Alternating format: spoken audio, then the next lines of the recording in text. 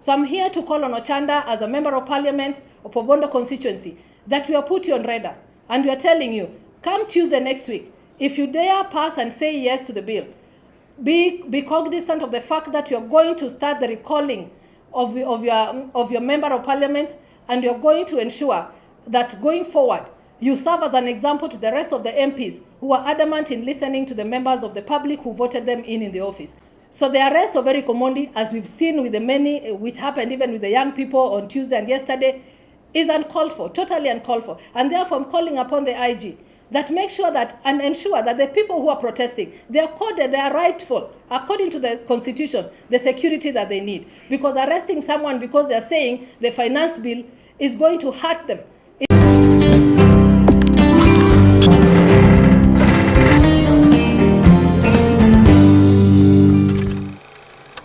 First of all, I want to congratulate our young people who came out in large numbers. We saw them last week on Tuesday. We saw them yesterday again. I want to take this opportunity to congratulate our Gen Z and those people who came out in support of the young ones fighting for this country. Because many a times we've been told that the young people are leaders for tomorrow. But here we are seeing them coming up saying, no, we cannot wait as we watch our country being thrown to the dogs. Literally, that the leadership does not care about their governance. They don't care whether the tax measures that they're bringing forward are going to hurt our people or otherwise. I'm here in support of our young people, especially the people of Bondo constituency. As your shadow MP, I want to tell you that I'm proud of the young people who've come out today. Come out to tell our honorable member before that whatever decision he made yesterday to vote yes to the finance bill was against our will as a people of Bondo constituency. And we are calling out on you, as I'd mentioned it on Ramogi TV the other day, that you are on watch. We are looking at you keenly as you go to bed with the current regime, careless of the actions that you take on behalf of your people who elected you to represent their plights, who elected you and expected you to speak on their behalf. All of us cannot go to Bunge and talk, but we expected you to behave as a mature and responsible member of parliament and vote no because of the draconian finance bill that was passed yesterday in the second reading. If you look at the bill, and that is affecting our young people, yes, the government is telling us that they're going to reduce, if not to remove, the tax on sanitary towels, the dignipads, and also the pampers for our children. But let me tell you, members of public, that the truth before God is this, that as a person who uses these sanitary towels, as a person who has used pampers before, that the pampers that we import from other countries are much cheaper than what we do in the country. So when the government tells us that they are going only to impose taxes on the imported goods like diapers and dignity pads, whereas the ones which are being locally done are more expensive, than in actual sense what the government is telling us that we are not going to be able to afford them in totality. Because the ones that are locally made, we are not able to afford those ones as a people. And we have seen, we are fighting sanitary poverty. We are fighting the menses that people are using to abuse our children. And yet, the government is adamant that they want to impose taxes on something like that. And yet they are careless or not caring about our young girls being impregnated just because they are trying to afford the dignity pads.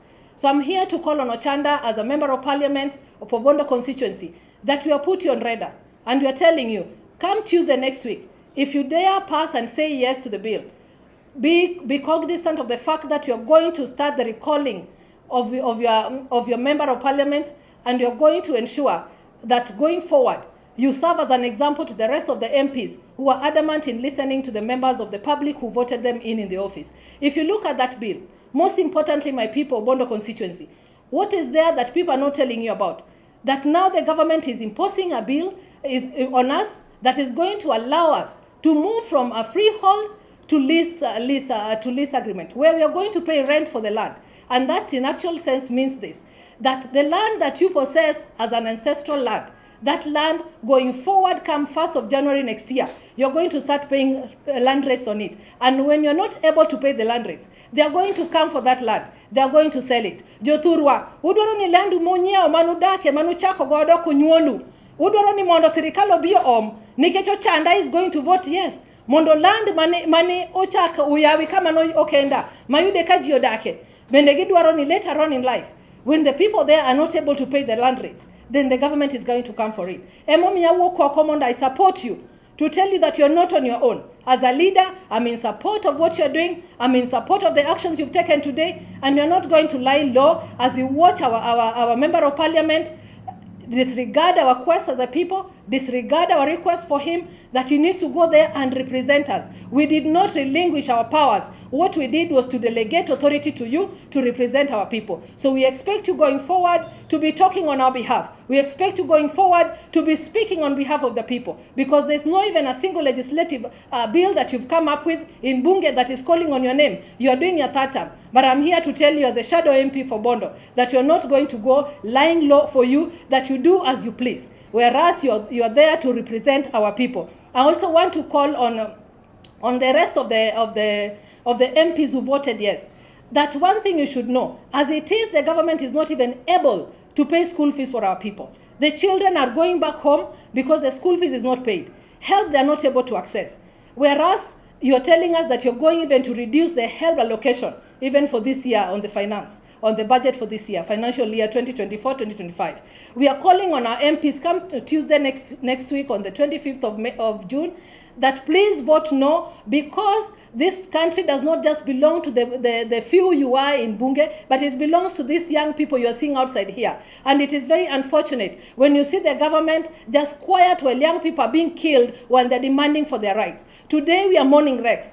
Tomorrow we don't know who else you're going to mourn. What if it is your child? These Gen Zs, we are all at this particular age are the parents of these children. While they're fighting for their rights, they're fighting for the posterity of this country. What they're fighting for is what is next for the other generations to come even after them. So let us support them. Let us come out. These laws, they're not being made punitive as they are for the few Kenyans who are not in Bunge. Today you are able to afford the bread. But tomorrow, when you're out of Bunge, are you still going to afford the same bread? Are your parents able to afford the same bread? So those are part of the pertinent issues that you're supposed to be asking yourselves.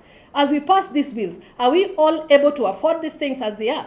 Or we are doing that because we are doing it for the opposition? So my plea to the members of parliament is that let us look at the bills carefully. Come Tuesday next week, let us all drop that bill, because nothing in it is good for this nation. Nothing in that bill is good for the young ones. Nothing in this bill is good for the women of this country. Omiyo mine na mabondo anyiso uni biashara kadhibet matek mbele kaindi. Nekech onge gima uso Kenya ka ndi mwaloso Kenya ka. Majority of the things that we are selling in this country are imported. We are more of a consumer government, a country, than an exporter. So if we do allow this government to continue the way they are doing their things, not cognizant of the impacts of the things they are doing to the economy, then even tomorrow, going forward after the bill has been passed, then I'm telling you that even doing business in Bondo, katomena mi usono, ok bibet ni mayot, nekech fuele chande gidhi medo, gisiling abiriyo palita, idhi timri nade, ngama bok tao ni chiemo no koa enam, kikelo Bondo kacha monde usi,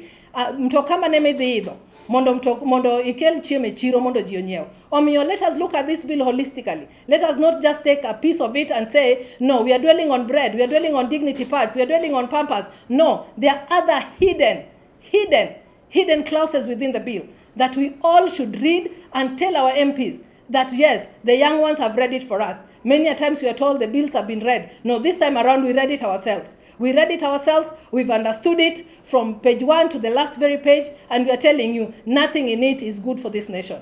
Therefore, I'm calling upon our people, and especially Ochanda, that what you did it. Maybe you wanted to spite someone, but here we are telling you, you spite all of us as the constituents of Bondo constituency. And we are telling you, your time is up, and yes, Bondo people, I'm in support of what you're doing, because according to us, Bondo is empty. According to us, we no longer have an MP.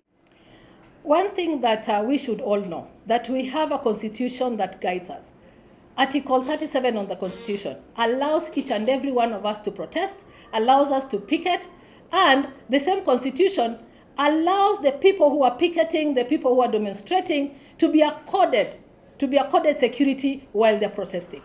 So the arrest of Eric Omondi, as we've seen with the many, which happened even with the young people on Tuesday and yesterday, is uncalled for, totally uncalled for. And therefore, I'm calling upon the IG that make sure that and ensure that the people who are protesting, they are accorded, they are rightful, according to the Constitution, the security that they need. Because arresting someone because they are saying the finance bill is going to hurt them is not one of the reasons as to why you should. Because according to the laws of Kenya, you're only supposed to arrest someone because they violated a section of the law. And in this case, the law actually allows them to do what? Allows them to picket and allows them to demonstrate. So we are calling on them to release Eric Omondi.